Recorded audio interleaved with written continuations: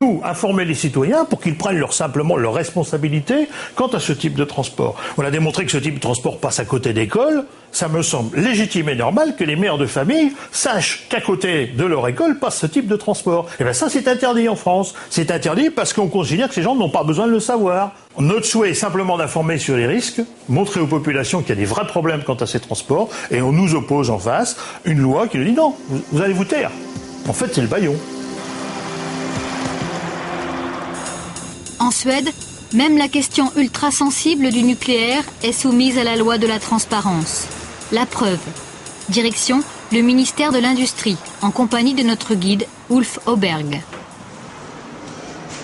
Alors là, je lui ai demandé, là on veut les transports des matières nucléaires. Donc elle a fait une recherche. Moi j'avais déjà fait une recherche sur internet à mon bureau parce que le registre est public, donc se trouve à la disposition du public sur internet.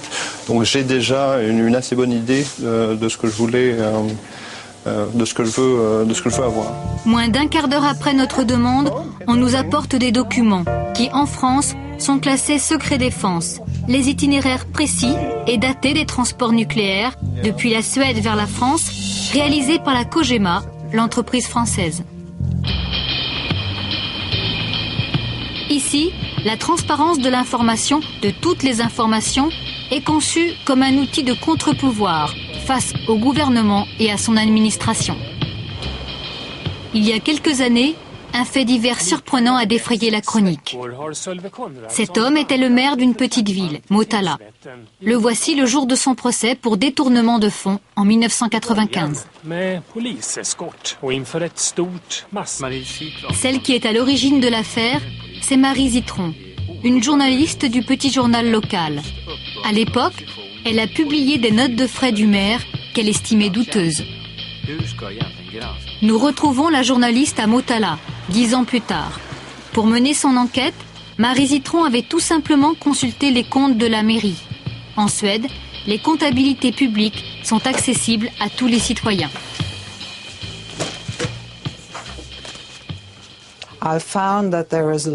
Dans les notes de frais, j'ai trouvé que le maire avait consommé beaucoup de boissons alcoolisées et de liqueurs. Et ici, la loi est très claire. On n'a pas le droit d'acheter de l'alcool avec l'argent du contribuable. Déjà, ça, c'était très intéressant. Après, je suis tombée sur d'autres dépenses suspectes concernant un week-end prolongé à Berlin. J'ai essayé de l'interviewer à ce sujet, mais il a répondu qu'il ne voulait pas m'en parler car c'était un secret professionnel. Ensuite, j'ai eu les registres de l'hôtel. On a appris qu'ils étaient partis à 7 politiciens avec leurs femmes ou leurs maîtresses. La justice s'est ensuite appuyée sur les documents publiés par la journaliste pour ouvrir son enquête.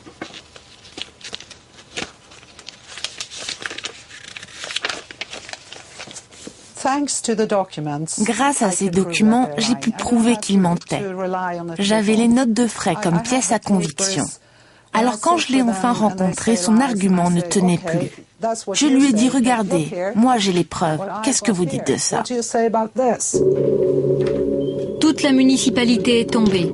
Pour 50 000 € de détournement, le maire et son adjoint ont été condamnés à 2 ans de prison ferme.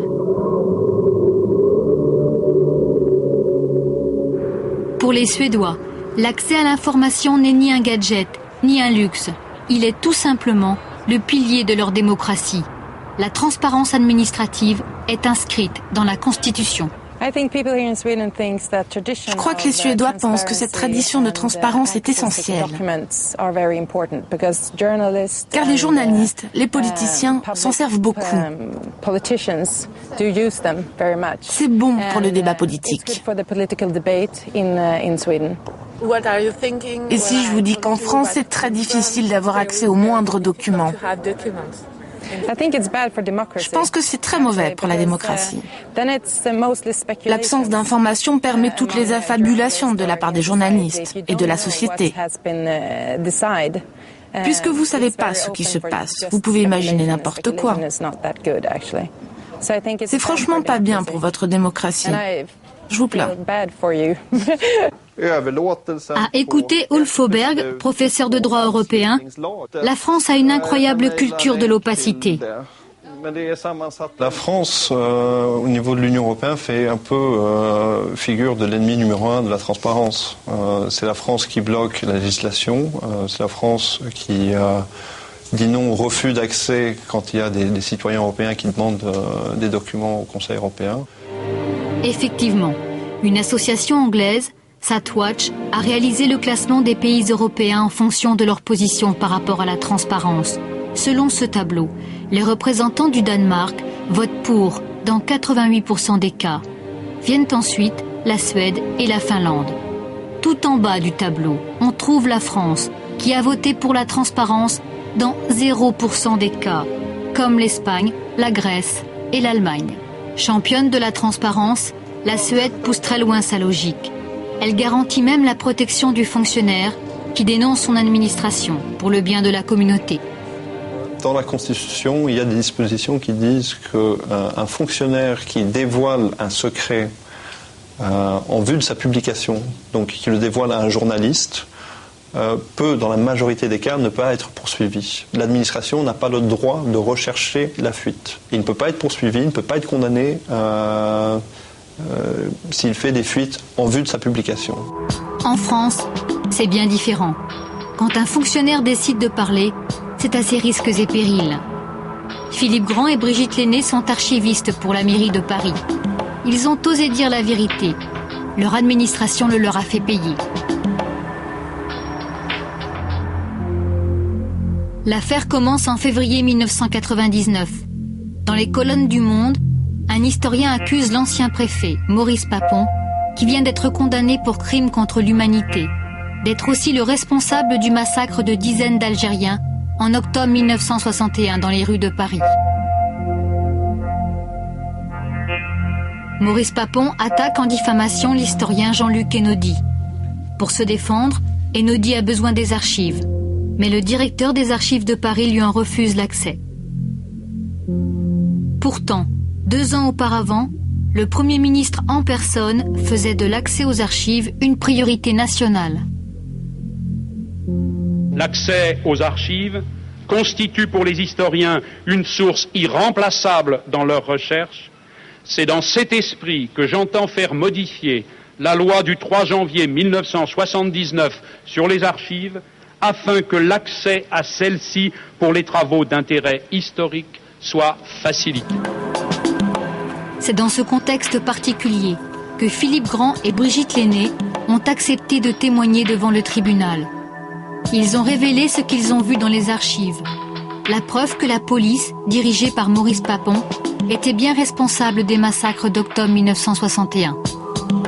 On n'a pas du tout communiqué de documents, on n'a pas fait de conférence de presse à ce sujet. On a simplement, le juge a accepté mon témoignage à la barre et le témoignage par écrit de Philippe Grand. Donc notre témoignage, il s'est inscrit dans une procédure tout à fait normale et tout à fait claire. Mais c'est encore de trop pour l'administration et certains élus. À l'appui de sa thèse, Jean-Luc Einaudi a fait projeter dans la salle d'audience. L'historien Jean-Luc Einaudi a gagné son procès contre Maurice Papon. Mais les archivistes, eux, se sont retrouvés au placard. Les premières sanctions sont tombées tout de suite après la fin de l'enquête administrative. Donc début avril, nous n'étions plus convoqués aux réunions de service et les 2 notes en avril et début mai prises par le directeur des archives de Paris nous suspendaient de toute attribution et de toute compétence. On m'a refusé de me donner un ordinateur. Le directeur m'a dit que je ne méritais pas d'avoir un ordinateur. Il ne me l'a pas écrit, mais il me l'a dit dans son bureau. Vous voyez ? Bon, il a fait démonter la serrure de la salle du bureau des renseignements pour être sûr, pour s'assurer que nous n'irions jamais dans ce bureau, puisque nous étions interdits de renseignements auprès du public. Ça s'est accompagné de mesquineries sans fin, mais on pourra en citer d'autres. Le tribunal administratif a demandé à 2 reprises que les archivistes soient réintégrés. Mais la mairie de Paris, dirigée par la droite, puis par la gauche, a ignoré ces injonctions. La question divise le conseil municipal. Certains élus soutiennent les archivistes. Pour la 3e fois en 6 ans, ils interpellent le maire.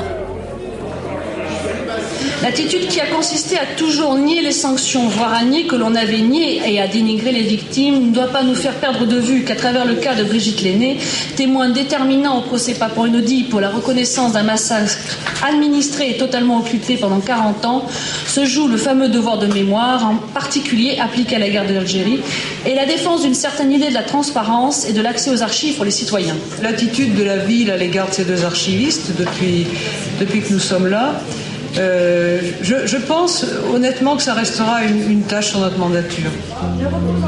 À la fin du conseil municipal, nous parvenons à interroger la responsable des archives de la mairie. Elle n'en démord pas. Pour elle, Philippe Grand et Brigitte Lenné ont commis une faute. Ils ne devaient pas témoigner sans la permission de leur hiérarchie. Il y a quand même un secret, il y a une préservation, si vous voulez, de choses, en particulier lorsqu'il y a des faits tenant à des personnes. La façon dont elle a, si vous voulez, exploité les archives sans demander de dérogation. Normalement, elle aurait dû demander des dérogations qu'elle n'a pas demandé. Alors, le résultat, effectivement, c'est que quand elle a produit au tribunal un certain nombre d'éléments, ça a permis à la justice de voir un peu plus clair. Mais cette justice aurait pu voir plus clair avec les mêmes éléments obtenus d'une autre façon, de façon réglementaire. Il y a quand même des règles. Nous vivons dans un pays où il y a des lois, où il y a des règles et qu'il faut les respecter. Ça c'est certain. Aujourd'hui, après 6 ans de conflit avec son administration, Brigitte Lenné vient d'être réintégrée.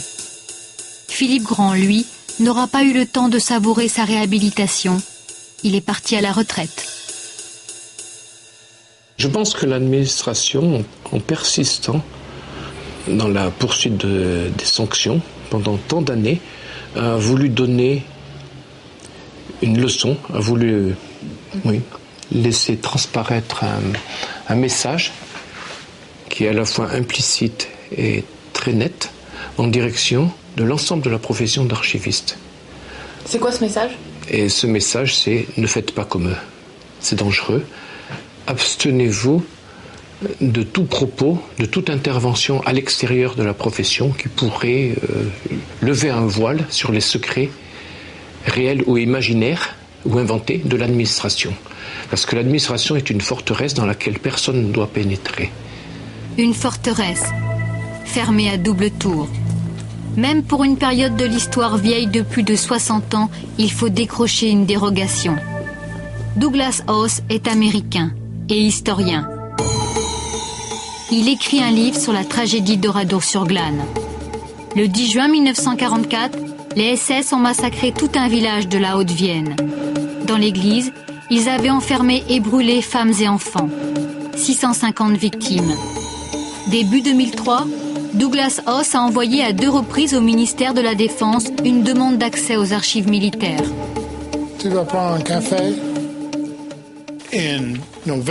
En novembre, après de longs mois d'attente, je reçois enfin la réponse du ministère de la Défense. Il m'a envoyé cette très courte lettre qui dit simplement « J'ai le regret de vous faire connaître que la nature de votre demande ne justifie pas qu'il vous soit octroyé une dérogation particulière. » I thought it was c'est vraiment injuste, car je sais que 2 historiens français, dont j'ai lu les livres, ont eu accès aux documents. J'ai dû tout recopier sur eux. Je ne sais donc pas à côté de quelles informations je suis passé.